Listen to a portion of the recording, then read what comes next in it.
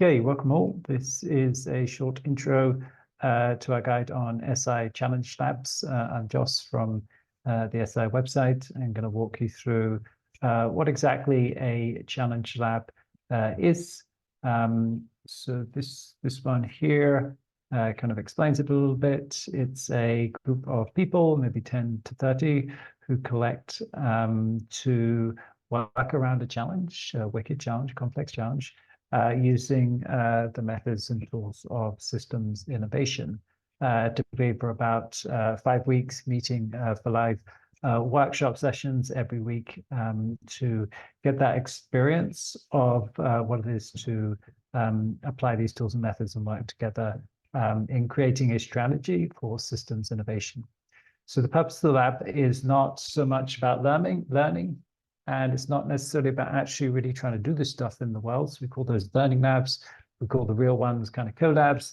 It's a little bit in between in terms of we're trying to practice, and we're trying to get that experience around a challenge. So it could be the first stage to incubating a systems innovation initiative for developing a strategy, developing a platform that you might actually take forwards into the future to become a real lab, to get funding and greater resources to actually launch that. So it's a great way to test out and get an experience of what it's like to take this approach around a challenge, and then to be able to have some kind of outcome, a visual representation of what your strategy would look like, and then you could think about or present to others whether you really want to take that forwards. So yeah, like most labs, it's an experimental approach. It's safe to fail an environment for maximizing learning and experimentation and iteration, really, to really learn about that challenge and what it's like to take this kind of approach to it.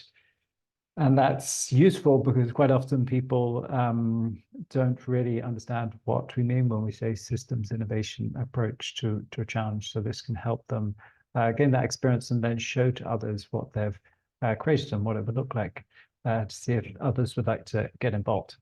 So here we just lay out different aspects of that and just quickly walk through them in the rest of the guide so that you can see what's involved in setting up one of these challenge labs. So we start at the left-hand side at the center there, a challenge. We need one of those. And it's important to find the right one. Talk more about that in a minute. A process to go through that participants are going to follow as they're part of this lab. Content, tools, and so forth, research that will support this, outcomes, thinking about what's going to actually come out of this lab at the end. We need a team for organizing it, potentially some partners, maybe a hub or different organizations, participants who will be involved in co-creating this, and then communications around what this lab is and what you're creating and so forth. So those are the elements of a challenge lab, and just quickly, the rest of the guide's really just clicking through those. So first, starting with the challenge, and this is kind of the key part to really find something that's relevant for the participants. Something that is not too broad, it's not too narrow. It is a wicked challenge, not a simple challenge, so on and so forth. So really getting the right challenge is key to developing a good lab. So these are some examples of ones we've done in the past around mental health and resilience in turbulent worlds, finding leverage points for enabling transition towards circular economy. How might we enable the emergence of truly participatory cities? And you could kind of ground these more in a particular location, you know, truly participatory city in my location, wherever that is, circular economy in this location. So you can tweak and refine and adjust the parameters to a challenge to make it more specific and granular or more broad, depending on the challenge holder and who you're working with, what's relevant for them. So yeah, there's a process that's going to lead people through working around this challenge. And it's the same process we use to structure all our content and the toolkit at SI, 4 main areas. We're first trying to think systemically around the challenge, frame it in a systems way. We're mapping factors and actors, finding intervention points, thinking about how to grow and develop the new innovations to enable the transition, and then the ecosystem building, the connecting those and growing a new system ultimately. So that's kind of the process. And then we laid that out into 5 different sessions, one a week, typically like 2 hours a week, something like this. Could be more, could be less. Again, you can adjust this. Probably not less because that's quite minimal already. Definitely could be more if you want to go more in depth. Depends on the team that you have and so forth. So that's the process. Content, yeah, it's built upon the content that we have at SI. Often we'd use the game, the SI game. You'll find on the website. You could also use the toolkit and find other resources there. And you might also be doing research around this challenge. We're then thinking about the challenge. What do we want to come out of this before we get started so that we can actually keep the end in mind?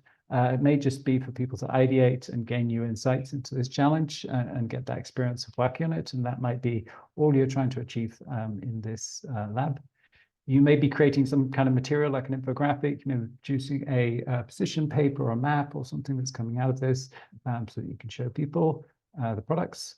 Or you may be formulating a strategy that you're planning to incubate and take forward in the future. So it could be all of those, could be one of those, or whichever. Those are the outcomes. You want to think about that at the beginning. You need a team. Every lab is going to need people to organize it. It's going to need a facilitator. We would typically collaborate with the hub. We'd have someone on the SI platform organizing this on our side, kind of developing the lab and maybe doing the facilitation. And we'd have maybe a core team member or someone like this also supporting if we work with the hub. So different things here could be around communications, research, running the events, facilitation, and so forth. So it all depends who you have and so forth. Lab developer, typically we have someone from the core team to work with a hub to set up a lab and the partners, and that person's kind of leading and coordinating it. We may have partner organizations to be involved, and they could function as potentially challenge holders, or well, I'll show you on the next slide, but here's just to say the lab is typically a collaboration between some hub, maybe a theme one, a location hub, maybe both, and some partner organization who may be functioning as a challenge holder, bringing in the challenge. There may be coaches from those organizations or from individual members coming in who want to support the team as they work through this in different ways.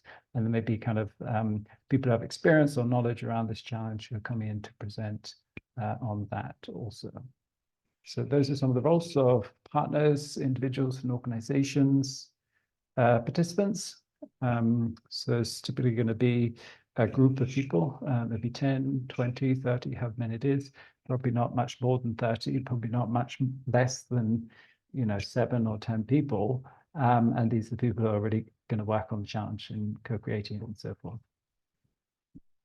We need to think about something that's relevant for them and how we engage them in the activity and so forth. And do they have the knowledge and expertise? We can set different criteria there. Could this be open to anyone? Are there any specific people we want and so forth?